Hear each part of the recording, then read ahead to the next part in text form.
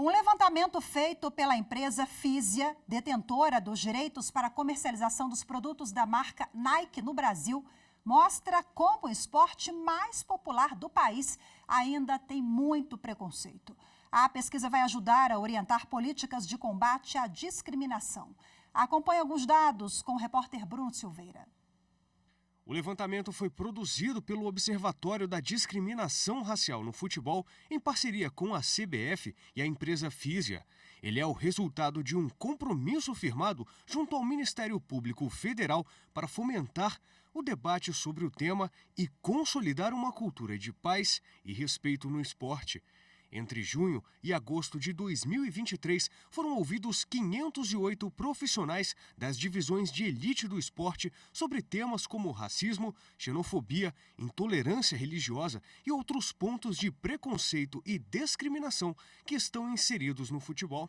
Entre os jogadores negros que atuam nos principais campeonatos nacionais, 41% já afirmaram terem sido vítimas de racismo. Segundo os registros, os estádios e as redes sociais são os ambientes mais nocivos para os atletas.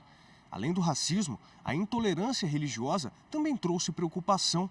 Segundo o levantamento, 97% dos profissionais que seguem religiões de matriz africana já tiveram as crenças desrespeitadas no meio do futebol. A participação feminina também foi destacada pela pesquisa. Entre os profissionais que atuam no futebol masculino, apenas 8% são mulheres que trabalham em áreas como comunicação e relacionadas à saúde. Enquanto isso, 45% das pessoas que atuam no futebol feminino são homens. A coleta de dados para o levantamento sobre a diversidade no futebol brasileiro foi feita de forma online e os profissionais ouvidos participaram de forma voluntária e anônima. Bom, e agora, para falar mais sobre esse levantamento, eu converso ao vivo, de forma remota, com o diretor executivo do Observatório da Discriminação Racial no Futebol, Marcelo Carvalho. Olá, Marcelo, muito boa tarde para você, seja bem-vindo, obrigada pela sua participação. Boa tarde, obrigado pelo convite. Importante, né? Esse levantamento foi muito importante para a gente conhecer um pouco mais de quem trabalha no futebol. E qual é a importância dessa pesquisa, desse levantamento, para fomentar políticas públicas de combate ao racismo e a todas as formas de intolerância e preconceito? Eu acho que a principal dela é a gente entender aonde estão as pessoas negras no futebol brasileiro. Porque a gente muito repete que a maioria dos jogadores são negros.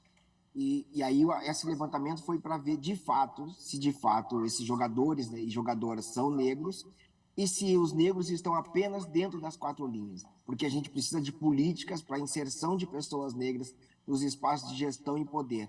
Então, primeiro a gente tinha que saber onde estão os negros para depois pensar nessas políticas de inserção. E o racismo está no topo do ranking quando a gente fala de atitudes e formas de preconceito nos gramados? Infelizmente, sim. Assim, esse ano a gente lançou, a semana passada, junto com a CBF, o 9º relatório anual da discriminação racial no futebol. Os casos de racismo são muito superiores a todos os outros preconceitos de discriminação, e o levantamento também trouxe esse dado, né? O relatório ele é dados da imprensa, e o levantamento foi ouvir os jogadores e outros atores. E, infelizmente, o racismo nos dois estudos, ele é os casos mais noticiados e mais denunciados. Agora, Marcelo, quando se trata de religião, a intolerância religiosa também vem sendo vista, né, na seleção brasileira, em outros casos também, quer dizer, ela está ali seguindo o racismo, né, também vem numa crescente. Vem numa crescente, e a gente tinha percebido um silenciamento de jogadores e atores que sejam de religião de matriz africana. E esse levantamento serviu para comprovar uma suspeita que o observatório já tinha. E agora, no penúltimo jogo da seleção, ficou ainda mais nítido, né? Quando o Paulinho entra em campo pela seleção, a seleção perde, e aí o Paulinho se torna vítima dos torcedores que diziam nas redes sociais que o Brasil perdeu porque o Paulinho entrou e o Paulinho é de religião de matriz africana, como se uma coisa tivesse associada à outra, né? O Paulinho não entrou no jogo contra a Argentina e o Brasil perdeu também, ou seja, os intolerantes só querem um motivo para mostrar a sua ignorância, o seu preconceito e serem criminosos, né? Então, o levantamento também trouxe esse dado que é muito importante e a gente precisa trabalhar em cima do silenciamento dos jogadores que são de religião de matriz africana. Marcelo, o racismo ele é mais evidente quando os times brasileiros jogam contra adversários da América do Sul ou na Europa, ou ele também fica evidente aqui no nosso quintal, no Brasil? Boa pergunta, né? Porque a gente precisa entender, assim, quando um clube brasileiro vai jogar fora, o ato racista é direcionado principalmente aos jogadores negros, mas a todos os brasileiros. Mas a gente precisa entender que os números de denúncias de casos de racismo no Brasil são muito superiores aos casos fora do Brasil, né? Então, a gente precisa estar atento ao que está acontecendo ao Vinícius Júnior na Espanha e o que está acontecendo com jogadores brasileiros quando jogam em torneios sul-americanos. Mas eu acho que o nosso olhar agora, ele tem que ser direcionado aos casos no nosso quintal. Aqui no Brasil, a gente tem muitos casos de racismo, muitas denúncias de racismo no futebol, e a gente precisa de ações urgentes para que esses casos diminuam, né? E mais do que diminuir os casos, a gente precisa de ações para que os punidos sejam, para que os agressores sejam punidos. Agora, quais são as suas sugestões do observatório? As punições são brandas ou não precisamos de legislação, precisamos de consciência, de uma mudança cultural, de educação? Quais as saídas, as estratégias para a gente poder mudar esse cenário? Acho que o primeiro ponto é, legislação a gente já tem.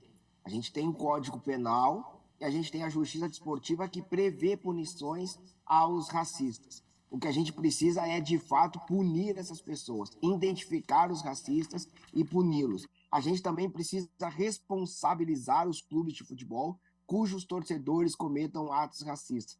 E, para além disso, a gente precisa pensar que não se combate o racismo no futebol apenas olhando para o âmbito da punição.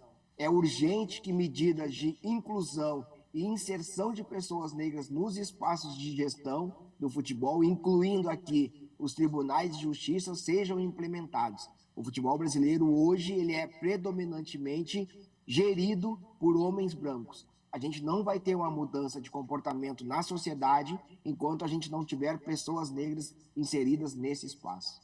Perfeito, Marcelo. Muito obrigada pela sua participação, viu? Parabéns para o trabalho de vocês aí do Observatório. Boa tarde, até a próxima. Eu que agradeço e é importantíssimo que a gente discuta cada vez mais como combater o racismo estrutural, né? Institucional dentro do futebol. Boa tarde. Perfeito. E falar mais sobre o assunto, dar visibilidade, né? Propor ideias, estratégias e conscientizar a população. Muito obrigada, Marcelo. Tchau, tchau. Tchau, tchau.